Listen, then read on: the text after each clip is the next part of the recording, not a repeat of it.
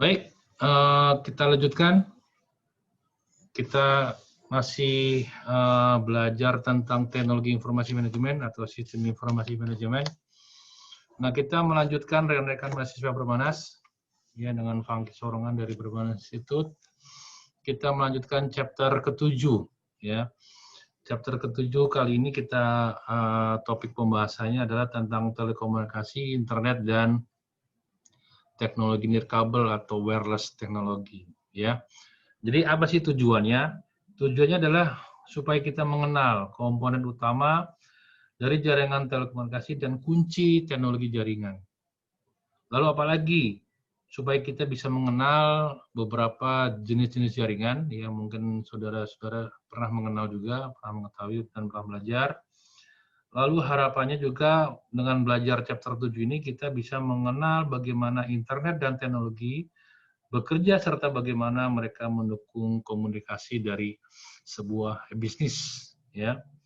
Dan nanti yang terakhir juga kita bisa mengenal teknologi RFID atau radio frequency identification dan kenapa begitu perlunya sebuah RFID ya bagi perusahaan. Nah, tentunya secara garis besar dari chapter 7 ini adalah kita mengenal telekomunikasi dan jaringan dalam dunia bisnis saat ini ya. Lalu jaringan komunikasi, lalu internet global dan tentunya dengan revolusi nirkabel. Oke. Nah, jadi kalau kita bicara tentang jaringan dan telekomunikasi, kita tahu ya, selama ini sebelum kita mengenal internet, tentunya kita pada tahun 2000, bahkan sebelum tahun 2000 ya, kita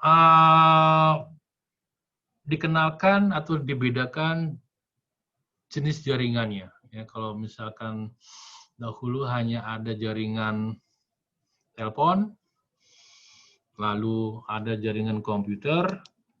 Nah, sekarang jaringan komputer dan jaringan telekomunikasi itu digabung. Ya, jaringan telekomunikasi dan jaringan komputer digabung menjadi jaringan yang menjadi satu, ya, yang disebut dengan standar internet. Ya, kenapa? Karena memang dahulu kala kalau kita melihat sebuah jaringan, ya terpisah antara jaringan telepon dan jaringan komputer. Telepon sendiri, komputer sendiri, ya. Lalu dengan seiring dengan perkembangan zaman, maka ada istilah dengan konvergen, ya. Jadi di mana dia menggabungkan sebuah jaringan digital tunggal dengan berbasis internet. Nah, lalu juga kita mengenal ya dulu kalau kita menggunakan internet, menggunakan dial-up ya, atau telekomunikasi instan. Nah, sekarang dengan perkembangan zaman kita sudah beralih ke teknologi broadband atau teknologi dengan kecepatan tinggi ya yang memang disediakan oleh beberapa perusahaan telekomunikasi. Bahkan di luar negeri sana hampir 68% penggunanya menggunakan jaringan broadband. Nah, lalu yang berikutnya adalah broadband wireless. Nah, ini juga sudah mulai ada peningkatan komunikasi data ya, internet sehingga apa? Sehingga dibutuhkan kecepatan yang tinggi ya dengan berbasis nirkabel. Karena apa? Era sekarang ini kan semua sudah menggunakan smartphone. Ya, bagaimana kita sudah ketahui beberapa perusahaan hampir semuanya sekarang mereka melakukan transaksi-transaksi sudah cukup dengan menggunakan handphone atau smartphone. Nah, ini adalah beberapa tren dalam dunia jaringan komunikasi, ya. Ada istilah konvergen, ada istilahnya broadband, bahkan peningkatan menjadi broadband secara wireless atau nirkabel. Nah, lalu kalau kita lebih lanjut lagi, ya, Sebenarnya apa yang dimaksud dengan jaringan komputer atau computer network? Ada yang tahu? Nah, intinya adalah ketika kita bicara dengan jaringan komputer, ya, itu adalah bagaimana dua atau lebih, ya, jaringan itu terbentuk, atau mungkin jaringan yang terdiri dari dua atau lebih, ya, yang saling terhubung. Ya, kalau cuma satu ya standalone, tapi kalau dua minimal itu bisa dikatakan dengan sebuah jaringan komputer. Lalu bagaimana ya kalau kita ingin membangun sebuah jaringan, ya membangun jaringan yang sederhana, mungkin di perkantoran atau di rumah, apa saja komponen utamanya? Ya, komponen utama di dalam sebuah jaringan komputer. Ya. Sama halnya kalau kita punya mobil, ya komponennya pasti ada apa? Pintu, ada roda, ada ban, ada setirnya gitu ya. Nah, komponen utama di jaringan yang sederhana itu meliputi adanya klien dan server komputer. Ya, tentunya minimal dua ya. Jadi ada komputer yang bertindak menjadi server, lalu ada komputer yang menjadi kliennya. Lalu komponen yang berikutnya adalah network interface card atau NIC. Nah, jadi NIC ini adalah berfungsi untuk menghubungkan satu komputer dengan komputer yang lain. Ya, tanpa ada network interface, kedua komputer tersebut tidak mungkin bisa melakukan komunikasi. Lalu yang berikutnya adalah medianya, ya. Karena apa? Karena memang membutuhkan sebuah media, ya. Nah, medianya itu bisa berupa kabel, ya, atau bisa berupa nirkabel. Lalu komponen yang berikutnya adalah network operating system atau NOS. Jadi ini mirip seperti operating system seperti Windows, ya, seperti Linux. Di dalam jaringan itu pun memang dibutuhkan sebuah operating system, yaitu NOS. Gunanya untuk apa? Untuk melakukan konfigurasi-konfigurasi, ya, sehingga antara klien dan server mereka saling bisa berkomunikasi, ya, baik mengirim data, mengirim paket-paket, atau siapa saja yang boleh mengakses, itu memang dibutuhkan sebuah network operating system. Lalu komponen yang berikutnya adalah dibutuhkanlah sebuah hub atau perangkat yang sangat sederhana untuk menghubungkan komponen jaringan, ya, di mana nanti hub ini adalah mengirimkan paket data ke semua perangkat yang saling terhubung. Itu kalau teknologi hub memang yang sederhana, ya. Lalu dari hub berkembang menjadi teknologi switch, ya. Nah, switch ini memang lebih cerdas, ya, lebih pintar daripada hub. Kalau hub itu kan ketika ada 5 komputer, di mana komputer pertama mengakses internet, mengakses data, lalu yang 4-4-nya juga akan kehilangan bandwidth-nya karena akan terambil semua oleh komputer pertama yang menyalakan. Jadi pembagiannya tidak merata. Lalu dengan switch ini otomatis sudah lebih smart, lebih pintar, sehingga apa? Sehingga ketika ada 5 komputer yang terhubung, jadi komputer 1, 2, 3, 4, 5 meskipun tidak ada yang aktif, akan rata pembagian bandwidth-nya, ya. Jadi misalkan satu komputer mendapatkan 10 MB, ya semua sama. Ya, tidak ada yang siapa yang dulu mengakses itulah yang mendapatkan bandwidth terbesar. Itu yang hub. Nah, lalu juga di dalam komponen utama jaringan membutuhkan sebuah router. Ya.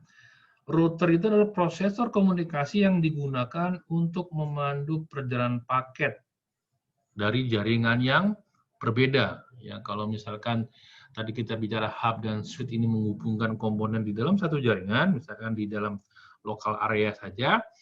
Nah, router inilah nanti yang menjembatani, misalkan jaringan di kantor dengan jaringan di luar sana, ya mungkin jaringan internet.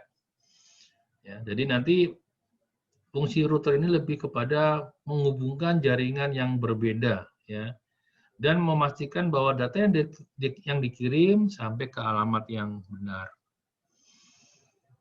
Jadi ini adalah beberapa komponen utama di dalam sebuah jaringan yang sederhana. Nah, kita lanjut. Oke, nah inilah sebuah ilustrasi ya di mana jaringan komputer yang sederhana ya, ilustrasinya seperti ini. Jadi kalau tadi kita bicara komponen utamanya ada klien, ada server, ya mungkin ini adalah gambaran PC sebagai klien, lalu yang atas ini adalah sebagai servernya, ya. Lalu tadi membutuhkan sebuah network interface card atau NIC. Nah, ini adalah di setiap komputer memang dia memiliki kayak kartu jaringannya, ya, LAN card-nya atau local area network card. Nah, ini adalah nanti yang berfungsi untuk melakukan pengelamatan ya, untuk IP address-nya. Ya, karena memang semua komputer ketika mengakses ke jaringan dia harus memiliki IP ya atau Internet Protocol Address. Nah, lalu tadi komponen yang berikutnya kalau tadi setelah klien dan klien dan server, lalu ada network interface card, lalu membutuhkan sebuah media. Nah, ini medianya seperti ini ya. Mungkin di sini adalah gambarnya menggunakan media kabel. Dan memang bisa juga menggunakan menggunakan teknologi nirkabel atau wireless ya. Apalagi kalau sekarang laptop, handphone itu kan rata-rata nirkabel ya, nggak usah lagi tarik-tarik kabel. Nah, yang berikutnya adalah network operating system atau NOS. Ya, jadi inilah nanti yang melakukan konfigurasi ke beberapa switch ini atau routernya juga. Nanti di switch-nya dikonfigurasi di dalam NOS ini ya. Nah, lalu yang berikutnya tadi ada teknologi hub atau switch, lalu ada router. Nah, posisi router memang selalu di ujung, di paling akhir. Kenapa? Karena dia sebuah untuk interface antarmuka ya atau untuk jembatan menghubungkan jaringan di luar atau under network internet dengan menghubungkan jaringan yang ada di dalam perusahaan atau di dalam lokal areanya saja ya. Tanpa router ya nanti di dalam jaringan ini tidak bisa mengakses ke dunia luar atau dunia luar tidak bisa mengakses ke dalam jaringan ini ya. Nah, memang sangat riskan sekali di router inilah harus jeli dari seorang administrator untuk melakukan konfigurasi supaya jangan sampai ada beberapa hacker atau cracker yang bisa mengakses data-data di server. Ya, makanya di router ini nanti disetting bagaimana dibuatlah sebuah firewall ya, atau dinding api. Ya. Nah, firewall ini kan nanti dipasang di router supaya nanti siapa saja yang boleh mengakses masuk atau siapa saja yang boleh akses keluar ya nanti dilakukan di dalam sebuah router. Nah, berikutnya kalau ini sudah lebih besar lagi ya jaringan di dalam perusahaan yang lebih besar. Kalau tadi simple, sekarang besar. Kenapa? Karena sudah berkomunikasi dengan bermacam-macam perangkat ya, bisa dari menggunakan laptop ya. Misalkan satu jaringan di sini ya dengan terhubung dengan internet ya tentunya ada routernya. Nah, nanti dia bisa mengakses ke jaringan yang di sebelah kiri. Ya. Atau dari sebelah kiri nanti bisa diakses dari handphone. Ya. Lalu di sini ada servernya atau corporate website, intranet, dan extranet. Jadi ini adalah ilustrasi bagaimana secara keseluruhan jaringan perusahaan yang berskala besar di mana lebih rumit ya. Oke. Nah, lalu kalau kita bicara teknologi jaringan, ada teknologi utama di dalam jaringan digital atau Key Digital Networking Technologies ya. Nah, apa saja komponen utamanya? Ada 3 ya. Nah, yang pertama adalah yang disebut dengan komputasi klien dan server ya. Bagaimana tadi sudah kita katakan teknologi di dalam jaringan itu memang harus dibutuhkan sebuah klien dan server. Ya, ada yang baik kliennya menggunakan laptop atau menggunakan desktop. Ya. Lalu yang berikutnya, yang kedua adalah teknologi packet switching. Ya, nah packet switching itu apa? Adalah metode pemotongan pesan digital ya ke dalam bagian yang disebut dengan paket. Lalu setelah dipotong, baru dikirim-kirim ke jalur komunikasi yang berbeda di mana ketika klien itu melakukan request. Ya. Lalu ketika sampai di tujuan, nanti paket itu akan digabungkan lagi atau dirangkai kembali. Ya, jadi kalau kita bisa lihat gambarnya seperti ini, ya, ini adalah paket switching namanya. Ya, ketika ada kalau kita bicara paket, ya, mungkin bisa data atau bisa informasi itu apa, tapi kita menyebutnya sebuah paket. Nah, paket inilah nanti di dalam teknologi paket switching, ya, akan dipotong-potong. Ya, misalkan ada paket seperti ini, ada warna biru, ada silver, ada hitam misalkan. Ya. Nah, ini akan dikirim ke klien yang melakukan request. Ya, misalkan ini komputer A, komputer B. Nah, komputer A akan mengirim data atau mengirim paket secara terpisah. Paket 1 dikirim, paket 2 secara bersamaan juga dikirim, paket 3 juga begitu. Nah, nanti ketika sudah sampai tujuan, paket tersebut akan dirakit ulang. Ya, makanya ketika kalau kita contohnya misalkan kita mendownload sebuah lagu atau mendownload video atau mendownload sebuah file, makanya kan gambarnya kan seperti apa satu-satu gitu ya, 1%, 2%, 3%. Makanya ketika kita mendownload tapi kita tidak sempurna, kita stop lalu kita buka filenya, kadangkala error ya karena ada yang missing, ada yang ketinggalan sehingga tidak utuh ya. Makanya inilah teknologi paket switching. Jadi ketika mengirim sebuah paket ya dia akan memecah-mecah lalu ketika sampai tujuan lalu nanti akan dirakit kembali. Ya. Nah, lalu tadi yang berikutnya yang kedua, teknologi yang ketiga ya. Jadi kan ada client server, lalu ada packet switching. Nah, yang ketiga adalah yang disebut dengan TCP/IP ya. Nah, TCP/IP ini adalah yang fungsinya sebagai perangkat keras dan perangkat lunak yang mengirimkan informasi ya. Kalau kita apa namanya singkatannya adalah Transmission Control Protocol Internet Protocol. Ya, jadi TCP/IP ini dikembangkan di tahun 70-an ya. Di mana pada saat itu Departemen Pertahanan Amerika Serikat ya membantu ilmuwan dalam mengirim data dalam dalam jarak jauh ya. Jadi tahun 70-an dikenalkan dengan TCP/IP.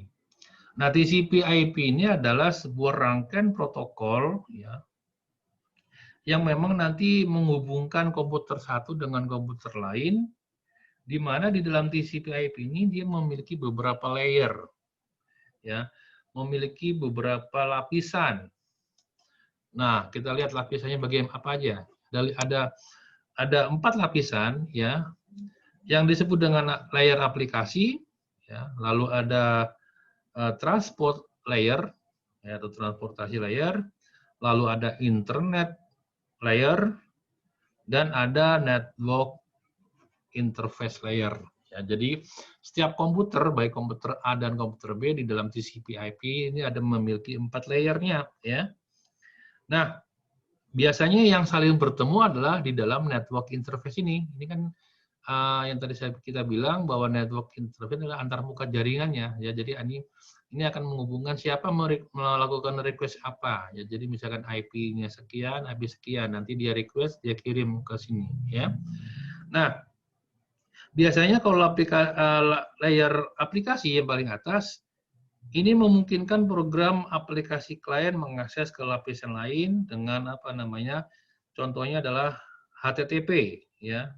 Misalkan kita mentransfer atau membuka website. Nah, nanti yang bekerja adalah layer aplikasi. Ya. Lalu layar transport ini bertanggung jawab untuk menyediakan layanan aplikasi dengan komunikasi dan layanan paket. Jadi dia yang menyediakan komunikasinya. Lalu internet layer ini bertanggung jawab untuk fungsi pengalamatan atau pemilihan rute, ya, serta pengemasan paket-paket yang disebut dengan datagram IP. Ya, jadi ini nanti berfungsinya untuk melakukan pengalamatan rutenya lewat mana. Ya. Nah, baru layer yang keempat adalah layer interface, network interface. Ini bertanggung jawab untuk menempatkan paket dan menerima di dalam jaringan manapun. Ya, jadi ini urutannya seperti ini ya intinya ya. Ada komputer A, ada komputer B. Jadi ketika kita bayangkan kalau kalian mengakses data ke komputer lain atau kita mengakses internet, nah secara paling sederhana adalah seperti ini sebenarnya ya gambaran dasarnya. Ya, jadi kita membuka website, berarti layar aplikasi yang berjalan. Ya, lalu transportasi nanti media yang menggunakan apa, lalu nanti mencatatkan IP-nya, rutenya kemana, baru nanti ini adalah yang melakukan pengiriman paketnya di dalam network interface. Oke, jadi itu adalah yang disebut dengan teknologi utama di dalam jaringan komputer. Nah, lalu kita lanjut di dalam sinyal, ya. Nah, di situ kita lihat ada dua gambar, ya, yaitu sinyal digital versus sinyal analog. Jadi ada dua cara untuk mengkomunikasikan pesan dalam jaringan, ya, bisa menggunakan sinyal analog maupun sinyal digital, ya. Nah, biasanya ini yang bertugas mentranslate, mengkonversi adalah modem, ya, atau modem kepanjangannya adalah modulator demodulator. Ya, dia mengubah dari sinyal digital menjadi analog. Ya, karena apa? Kita ketahui kalau komputer kan sinyalnya digital 0101, ya. Lalu membutuhkan modem dirubah menjadi sinyal analog. Nah, dari sinyal analog diterima lagi kalau di modem komputer B, lalu dari sinyal analog inilah baru dirubah lagi menjadi sinyal digital, lalu ditangkap di komputer B. Ya. Nah, sinyal analog biasanya paling umum itu kita suara biasanya ya, telepon, penggeras suara atau earphone. Itu adalah contoh-contoh sinyal analog. Nah, lanjut ke dalam jenis jaringannya, ya. Tadi kita sudah belajar modem untuk apa, fungsinya untuk apa. Nah, kalau kita bicara jenis jaringan itu terbagi menjadi 4. Ada jaringan yang dinamakan dengan local area network atau WAN area network atau WAN yang kedua, yang ketiga adalah metropolitan area network atau MAN, dan yang keempat adalah campus area network. Lalu apa yang membedakan? Hanya jangkauannya ya, cakupan wilayahnya berbeda. Ya, kalau LAN itu hanya mungkin maksimal 500 meter, ya. Biasanya LAN intip memang digunakan di dalam perkantoran atau sekolahan atau satu bangunan. Lalu jaringan area kampus ya bisa mencapai 1000 meter, ya, satu kampus atau seluruh perusahaan ya yang lebih luas lagi. Lalu ada jaringan metropolitan area network, bisa satu kota, atau yang paling besar, yang keempat adalah WAN, wide area network, ya bisa lintas benua atau area global. Ya, jadi yang membedakan hanyalah jangkauannya. Jadi ini kalau kita bicara tentang jenis jaringan.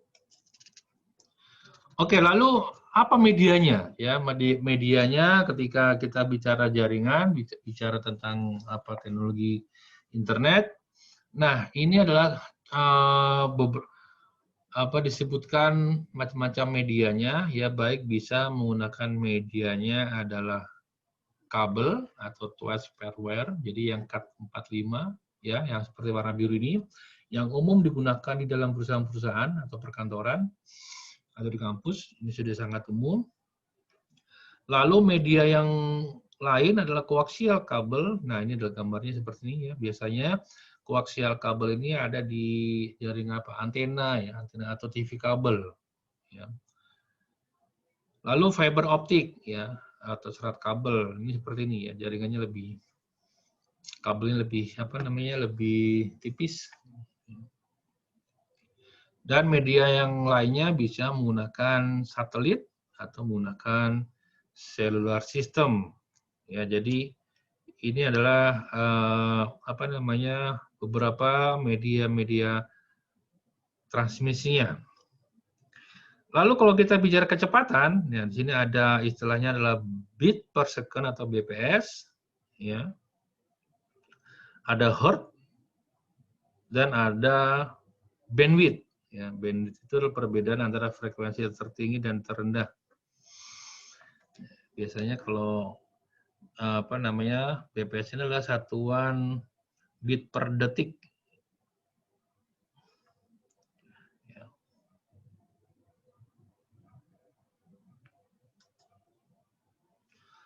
Oke, nah tadi sudah dijelaskan media-medianya, lalu kita masuk ke dalam sebuah internet.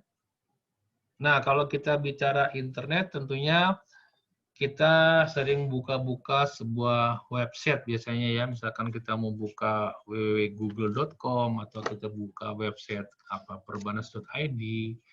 Nah, itu semua, ya, itu bisa dikonversikan itu dengan menggunakan domain name system atau DNS. Jadi kenapa? Karena memang manusia lebih cenderung mudah menghafalkan huruf dibanding angka.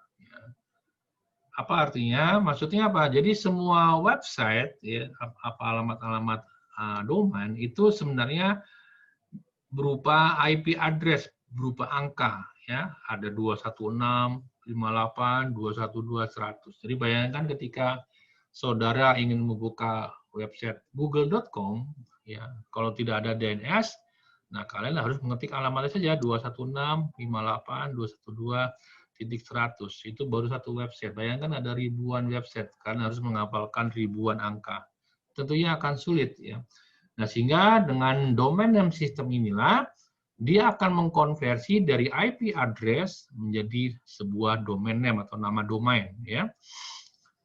Sama aja misalnya kita membuka detik.com, ya, artinya kita memanggil sebuah IP 203.190.242.211, ya. Jadi ini fungsi dari sebuah DNS. Nah, lalu sistem penamaan domainnya, ya, ini yang paling pertama kali itu dengan diawali dengan titik, itu adalah internet root domain, ya, titik. Nah, lalu masuk ke top level, ya, top level berarti level pertama. Setelah titik apa? Oh, mungkin .com atau .org atau .net. Nah, ini adalah masuk ke dalam domain yang levelnya ada level 1 atau top level, ya. Kalau berbasis ID, ya berarti berarti ID, ya, ID itu berarti top level domainnya Perbanas. Lalu level kedua atau second level domainnya itu adalah nama websitenya, misalkan google.com, berarti Google-nya. Kalau Perbanas ID berarti level keduanya adalah Perbanas, ya. Lalu level ketiga, contohnya apa? Kalau di sini kan adalah sales google.com, berarti salesnya kan yang level ketiga. Kalau di Perbanas misalkan portal.perbanas.id, ya, portal itulah yang masuk ke dalam domain level yang ketiga, ya. Ada portal, lalu ada daring, ya. Misalkan kita bicara daring.perbanas.id, berarti daring itu adalah levelnya adalah level ketiga, ya. Jadi ini adalah sebuah sistem penamaan domainnya atau hierarkinya seperti itu. Lalu apa saja layanan-layanan internet? Wah, ini kalau kita bicara layanan internet mungkin kalian sudah tahu semua ya. Ini sudah umum ya, untuk apa? Untuk cek email, ya, untuk melakukan apa? Chatting, obrolan, message, ya, pesan instan, untuk transfer file, transfer protokol atau FTP, ya, lalu untuk membuka website. Jadi ini beberapa jenis layanan-layanan standar yang ada di dalam internet. Oke, jadi ini adalah sebuah gambaran ya bagaimana sebuah komputasi klien dan server yang ada di dalam sebuah internet.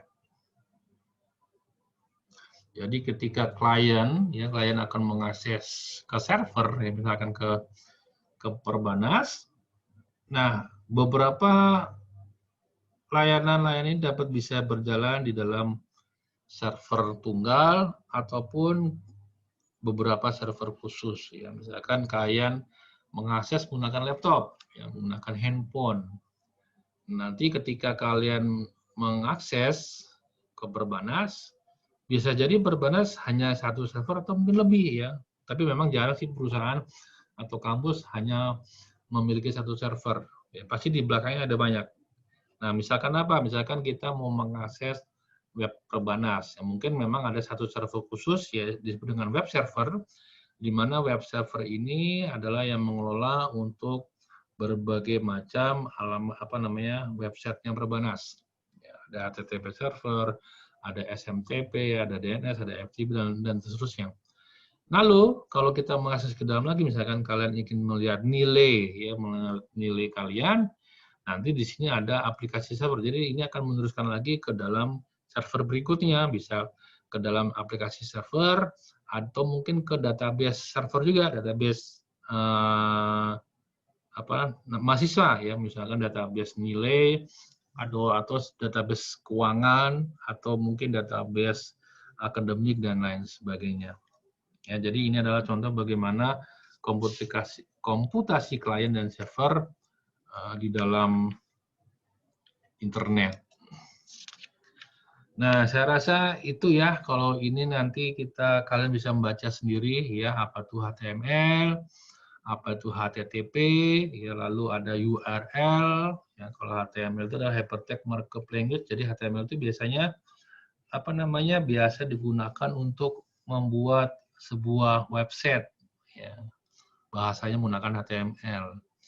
Lalu HTTP itu adalah standar komunikasi ya yang digunakan untuk mentransfer sebuah halaman di web ya menggunakan HTTP. Lalu ada URL atau Uniform Resource Locator ya. Jadi ini lebih untuk pengalamatan ya, ketika kita ingin mengetik apa sih URL-nya, ya, nanti kita baru kasih tahu. Oh, ini alamatnya, URL-nya adalah ini. Ya.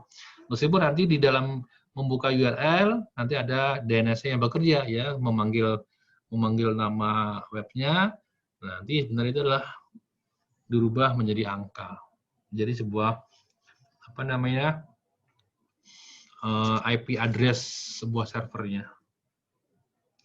Lalu ada web server, ini adalah sebuah perangkat lunak untuk mencari dan mengelola laman sebuah web ya yang tersimpan. Ya, web server ini misalkan www.perbanas.id, ini adalah web servernya. Oke, jadi kita lanjutkan untuk yang berikutnya. Kalau kita bicara global internet, ya web 2 itu sudah kita pernah singgung, pernah kita belajar di minggu-minggu pertama ya, bagaimana sekarang memang eranya ya sudah beralih dari web 1 yang sifatnya read only, hanya satu arah. Lalu sekarang adalah generasi kedua atau web 2.0 ya. Jadi web 2.0 ini lebih bisa berinteraktif, lalu real time ya, kita bisa saling bertegur sapa, kita mengirim data, mengirim file.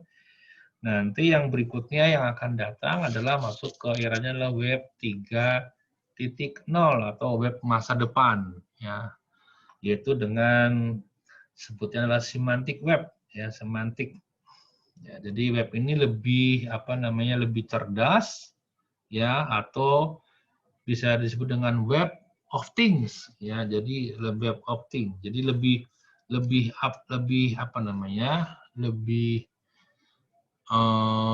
mengerti, ya. Misalkan user kita mau apa aja, nanti web 3.0 itu bisa memberikan informasi, ya, apa yang kita inginkan, ya. Jadi semacam asisten pribadi kita, ya, bisa menentukan arah kemana, kalau kita mau nonton di mana, lalu apa filmnya apa, lalu janjinya kita dengan teman di mana sebaiknya dan lain sebagainya, itu bisa mengukur, ya, jarak dekat yang kita inginkan dan lain sebagainya. Ya, nah ini adalah kalau kita bicara tentang global internet, yaitu dengan web 1, web 2, dan web 3. Nah, lalu yang berikutnya, kalau kita bicara tentang revolusi nirkabel, ya, tentang revolusi tanpa kabel, memang kita dahulu kala kita masih menggunakan jaringan 3G, ya, 3G. Namun sebelum 3G kita mengenal ada GSM, ya, yang seperti kita pakai sekarang. Nah, dulu juga ada CDMA, ya. CDMA itu semacam Asia atau dulu ada smartphone atau apa tuh, lupa saya, ya. Nah, lalu ini adalah yang standar. Lalu generasinya, ya, generasi ke-3G atau third generation.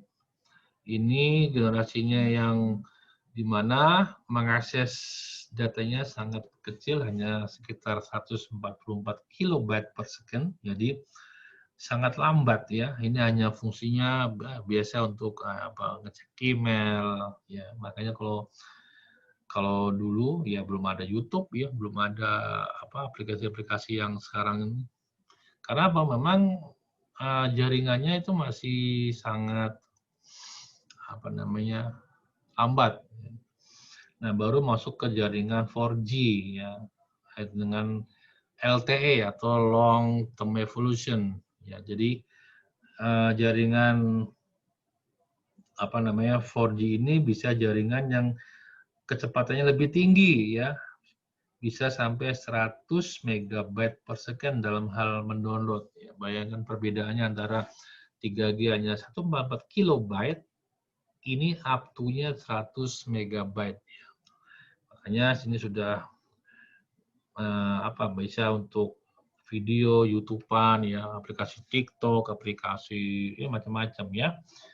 Ini mendukung dengan 4G. Makanya handphone 3G kan sekarang sudah nggak laku, ya.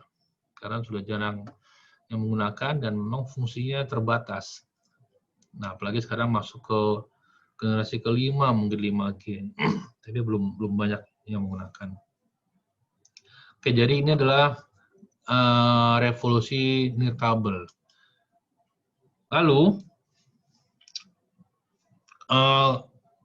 standarnya, ya, standar di dalam nirkabel, ya, itu kita mengenal istilahnya Bluetooth, ya. Dulu Bluetooth ada, jadi kita dulu berkirim gambar menggunakan Bluetooth, ya. Jadi mungkin tidak boleh jauh-jauh karena hanya sampai areanya mungkin hanya 10 meter saja, nanti lewat dari itu mungkin hilang, ya.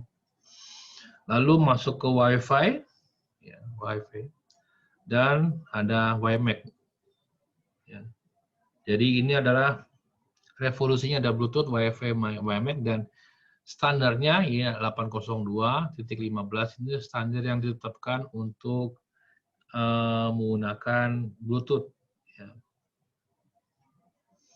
Lalu standar Wi-Fi ini yang sudah ditentukan adalah 802.11.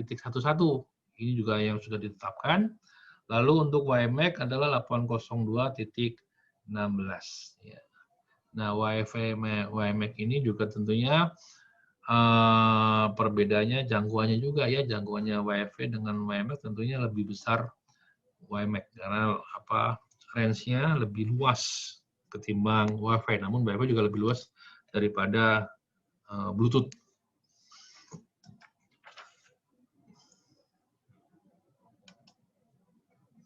Nah, nanti kalian bisa lihat ya gambar-gambarnya. Ini apa? Gambar 80211 ya, 80211 tadi apa tuh tadi? 80211. Oh, WiFi. Jadi ini gambar contoh WiFi ya. Jadi teknologi tanpa kabel menggunakan WiFi. Dan yang terakhir yaitu tentang standar RFID atau Radio Frequency Identification. Jadi RFID ini adalah standar menggunakan gelombang radio, ya, di mana ada sebuah microchip yang tertanam biasanya ya di dalam sebuah barang. Contohnya apa? Misalkan RFID untuk kalau di mall-mall itu kan ada barang-barang yang tertentu yang mahal, dia pasang sebuah barcode ya, sehingga kalau barang itu untuk dicuri lewat dari sensornya akan bunyi. Nah, itu contoh-contoh dari sebuah RFID ya. Nah, RFID ini contohnya banyak digunakan misalkan untuk pengecekan inventory, pengiriman barang ya, dan macam-macam lainnya. Jadi ini contoh alatnya. Jadi ada penerima dan ada pengirim ya. Ini teksnya adalah barcode-nya, lalu dia mengirim gelombang radio, ya, lalu nanti diterima, lalu nanti diteruskan ke dalam komputer untuk dibaca. Ya, jadi ini secara sederhana seperti ini ya. Oke. Nah, RFID juga digunakan misalkan contohnya untuk packaging RFID tracking system. Jadi ini contoh bagaimana RFID digunakan ya untuk pengiriman, untuk tracking ya sejauh mana barang itu sampai, lalu nanti bisa dipantau, bisa menggunakan handphone, laptop atau desktop. Ya. Jadi satelit nanti akan mengirim. Jadi misalkan barang ini tracking package transfer. Jadi misalkan sebuah truk ya dia membawa barang ya. Nah, barang itu nanti setiap itemnya ada barcode-nya, ada kodenya di sini ya. Nanti itu akan selalu terpantau, termonitor terus ya. Dan isinya apa saja, dan itu pun juga selalu terpantau ya. Jadi banyak digunakan memang di pengiriman paket atau barang. Nah, ini juga misalkan contohnya misalkan untuk warehouse ya, untuk supply chain management system, untuk penggudangan ya, di gudang ketika barang sampai ya. Nah, barang ini harus tentunya sudah ditempel barcode ya, ada barcode-nya. Sehingga apa? Sehingga ketika barang itu masuk dikirim mau masuk ke gudang, nah ini nanti di sini ada RFID reader-nya yang akan membaca di kotak ini isinya apa aja sih? Ada berapa barang ya, jenisnya apa. Nah, nanti ini akan dipantau di dalam sebuah komputer ya, datanya akan diteruskan ke dalam server ya. Daripada kita manual buka satu persatu ya, dibuka, dicek, dihitung, itu kan membutuhkan waktu lama. Sehingga cukup dengan barcode, dengan RFID, nanti ketika barang itu masuk sudah akan otomatis tersensor ya, baik ini menggunakan pintu seperti ini atau mungkin di dalam misalkan gedung nanti di sini ditempelin readernya ya. Jadi ketika truk masuk ke dalam gedungnya tidak perlu lagi dibongkar secara manual ya, otomatis akan terbaca oleh sistem bahwa ini yang dibawa apa, jenisnya berapa dan lain sebagainya ya. Lalu ini contoh-contoh misalkan sensor radio frekuensi, misalkan yang sering kita lihat di mall-mall itu ya. Di mall kita lihat sensornya, juga mungkin digital pad di Perbanas juga ada ya, di kampus Perbanas. Ketika kalian mau pinjam buku ya, lalu buku itu ketika kalian sebelum melewati pintu keluar, buku itu harus scan dulu ya, supaya apa? Supaya menandakan bahwa buku ini memang sedang akan dipinjam ya. Makanya kalau di Perbanas pinjam buku, kalau kalian pernah pinjam buku di Perbanas, itu bukunya ketika kita akan pinjam harus scan dulu ya, scan barcode. Kalau enggak ya nanti otomatis bunyi kan, melewati sensor ini ya, bunyi. Itu sama aja kalau di mall-mall misalkan di supermarket misalkan produk susu itu kan pasti ada alat barcode-nya ya. Nah, itu untuk menjaga supaya tidak dicuri. Nah, makanya pada saat kita di kasir ya barcode-nya akan dibuka dulu ya, karena kalau tidak dibuka ya nanti ketika melewati pintu sensor pasti akan bunyi. Nah, dulu pernah akan ada uji coba RFID ya, uji coba implementasi RFID untuk pengendalian BBM bersubsidi ya. Dulu pernah tuh mobil-mobil dipasang alat untuk mengendalikan bagaimana mobil ini sudah menggunakan premium berapa liter ya, karena kan dulu kan dibatasi untuk BBM bersubsidi, misalkan premium ya, dulu dibatasi nggak boleh sekian liter. Namun sampai sekarang nggak tahu kelanjutannya untuk uji coba RFID ya, kayak sih batal kayaknya. Nah, demikian sekilas ringkasan tentang chapter ke-7 ya, tentang jaringan telekomunikasi dan nirkabel. Ya, nanti kalian bisa lebih lengkapnya bisa baca dari bukunya ya tentang telekomunikasi, internet dan teknologi nirkabel, sehingga nanti ketika ada pertanyaan ketika kita online kita bisa berdiskusi. Saya rasa demikian ya untuk materi chapter 7. Ya, terima kasih, selamat belajar. Jika ada pertanyaan bisa disampaikan menggunakan WA atau kita di grup. Oke, terima kasih. Selamat pagi, siang, sore, ataupun malam.